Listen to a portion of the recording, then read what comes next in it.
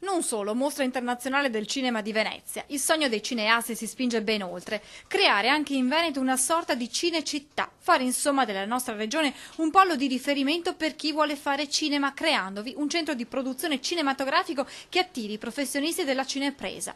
Ad esprimere ad alta voce questo desiderio una giovane attrice trevigiana che si è imposta in numerose pellicole sul grande e piccolo schermo. Clizia Fornasier nel salotto di X News spiega perché il Veneto sarebbe il luogo ideale per questo progetto. Secondo me le strutture ci sono e ci sarebbe anche la mentalità giusta, perché noi veneti, per quanto ci prendano in giro per la nostra parlata, siamo anche visti da tutti come persone molto professionali e molto oneste.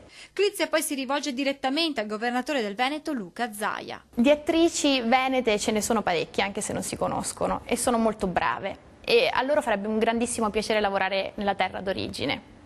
Ci amano, devo dire. Ho sentito comunque a Roma quando si parla di gente veneta, dicono, sicuramente loro sono persone in gamba. Perché non lavorare qui e portare tutto fuori o comunque perdere di queste risorse? Sarebbe un peccato. Io fossi voi ci penserei.